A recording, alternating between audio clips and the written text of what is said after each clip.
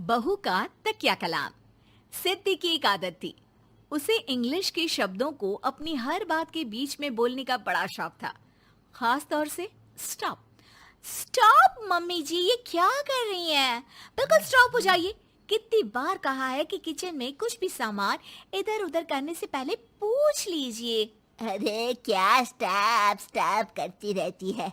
तेरा बस चले तो पूरी दुनिया स्टॉप करा दे। और हाँ, सामान इधर उधर नहीं, मैं बस ये देख रही थी कि चीनी कहाँ है। चाय पीने की तलब थी। स्टॉप मम्मी जी, अब ये मत बोलिए कि आपको ये भी नहीं पता कि किचन में चीनी कहाँ होती है। सास को सिद्धि की बात बिना सर पैर की लगती है। वो उससे बहस नहीं करना चाहती, सो वहां से निकल जाती है। सिद्धि कमरे में। स्टॉप, मैं कहती हूँ बिल्कुल स्टॉप। मैंने कहा बिल्कुल स्टॉप। नहीं करता स्टॉप बिल्कुल। अरे यार, बिजली की वायर जोड़ रहा था, तुमने स्टॉप होने के लिए बोला और ये देखो क्या हुआ, करंट लग गया। अब करंट लगने पर चिल्ला रहा हूं तो भी स्टॉप। अरे चाहती क्या हो तुम? स्टॉप, मैं क्या चाहती हूँ? अरे अब कैसे स्टॉप हो जाऊं? मेरा मतलब है स्टॉप स्टॉप। सिद्धि फिर चली जाती है सब्जी वाले के पास। भैया, वो बैंगन किलो और आलू 5 किलो। Stop stop. काफी देर होने के बाद भी सिद्धि को उसका सामान नहीं मिलता। क्या है भैया, कब से बोल रही हूँ आलू 5 किलो, बैंगन 2 किलो, फिर दे क्यों नहीं दे रहे हो? भैया स्टॉप। बहन जी, मैं तो 2 मिनट में तोल दूं, लेकिन आप ही तो बोल रही हैं स्टॉप। अब इतनी तो अंग्रेजी हम भी जानते हैं ना कि स्टॉप का मतलब होता है कि रुक जाओ, तो रुक गए भाई। अरे यार, क्या लोग हैं। स्टॉप। अरे तोलो तोलो चलो। किसी तरह सामान लेकर सिद्धि घर आती है, जहां वो देखती है कि ढेर सारे मेहमान बैठे होते हैं। सिद्धि आते ही जोर से चिल्लाती है, स्टॉप! आप यहाँ सब कैसे? अरे अब कैसे स्टॉप हो जावे बहू, जितना आना था आ गए हम। अब हाँ बैठिए ना। सासू माँ, आप बात करिए, मैं चाय बनाकर ला रही हूँ। सभी बात करने में लग जाते हैं कि तभी सिद्धि किचन से निकल कर आ जाती है। Stop stop.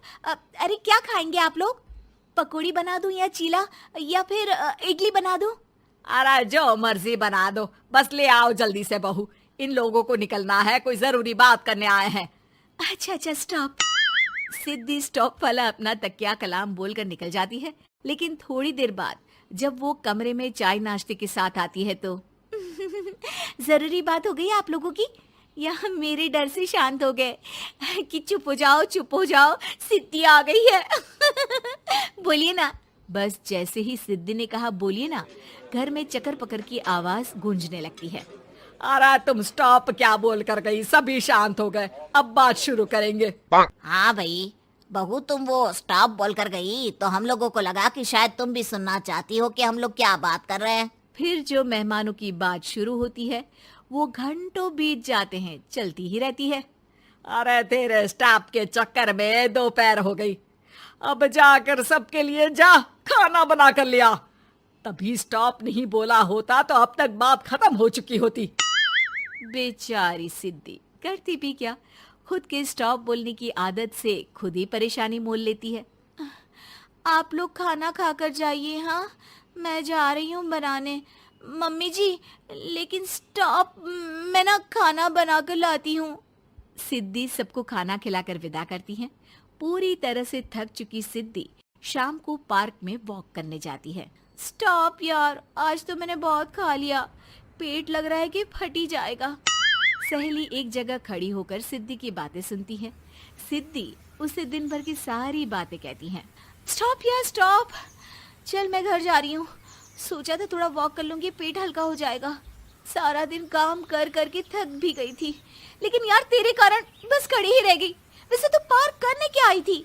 और यार बड़ी अजीब लड़की है, मैंने कितनी बार बोला कि मैं वॉक पर आई थी, लेकिन तू स्टॉप स्टॉप बोलकर रोक लेती थी मुझे। यार प्लीज अब तू जा, मैं वॉक करके ही घर जाऊंगी। ओ यार, वो स्टॉप तो मेरा तकिया कलाम है। घर के सभी लोग सिद्धि के स्टॉप से परेशान थे। वे कभी उसके बोलने पर स्टॉप हो जाते तो मुसीबत आ जाती, कभी नहीं होते तो भी मुसीबत आ जाती। अरे मैं तो इस बहू के तकिया कलाम से परेशान हो गई हूँ। अरे कोई तो उसकी ये आदत हटाए। देखो माँ, ये जो आदत होती है ना, जब तक खुद की जान पर न बन जाए आदत छूटती नहीं। अरे उसकी जान पर बनाए उससे हमें क्या, हम लोगों के लिए तो ये परेशानी का कारण बनती ही जा रही है। उधर सिद्धि खुद सोचती है, अरे यार, पहले बाजार से देर, फिर दिन का सारा खाना, और फिर पार्क में मैं टहल भी नहीं पाई। क्या करूं? इस तकिया कलाम के कारण मैं खुद ही परेशानी झेल लेती हूँ। एक काम करती हूँ, आज से सोच समझ कर बोला करूंगी। बहू स्कूटी उठाती है और निकल जाती है, लेकिन जैसे ही वो बीच चौक पर पहुंचती है, स्कूटी फिसल जाती है और वो नीचे गिर जाती है। हाय रे, कोई तो बचाओ, किसने टक्कर मार दी मुझे? कितना दर्द हो रहा है, कोई तो डॉक्टर के पास लेकर चलो। स्टॉप। बस जैसे ही बहू स्टॉप बोलती है, सारे वहीं रुक जाते हैं। बड़ी घमंडी औरत है, एक तो हम बचा रहे हैं, ऊपर से देखो स्टॉप बोल रही है। स्टॉप, कोई नहीं है क्या इस पूरे शहर में? बहू अपने तकिया कलाम की रट लगा कर रखती है। स्टॉप, कोई है? कोई स्टॉप? लोग उसकी मदद के लिए आगे तो आते हैं, लेकिन जैसे ही उसका तकिया कलाम सुनते हैं, वहां से निकल जाते हैं। तभी कहीं से उसका पति लौट रहा था। वो बीवी को रास्ते में पड़ा देख हैरान रह जाता है। अरे तुम यहाँ, कितनी चोट लगी है तुम्हें? पति आसपास खड़े लोगों पर गुस्सा हो जाता है। आप लोगों को दिखाई नहीं दे रहा कि मेरी बीवी को चोट लगी है? कोई भी नहीं है जो उसे उठाकर बिठा सके? अरे भाई साहब, कोई क्या मदद करे इस महिला की। और इतनी घमंडी है, जब भी इन्हें उठाने की कोशिश करो स्टॉप स्टॉप बोल देती है। स्टॉप, ये क्या बोल रहे हैं आप लोग? मैं पिछले आधे घंटे से दर्द सह रही हूँ। स्टॉप। पति समझ जाता है कि मामला क्या है। वो सर पर हाथ रख लेता है, लेकिन जल्दी ही बीवी को डॉक्टर के पास ले जाता है। ओह, इन्हें तो बहुत ज्यादा चोट लगी है। आप लोगों ने इन्हें लाने में कुछ ज्यादा ही देर कर दी है। रुकिए, मैं चेक करता हूँ। डॉक्टर जैसे ही बहू के पास पहुंचता है।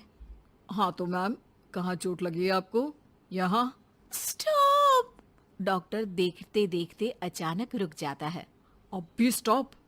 अरे नहीं नहीं डॉक्टर साहब, अब तो सपने में भी स्टॉप नहीं बोलूंगी।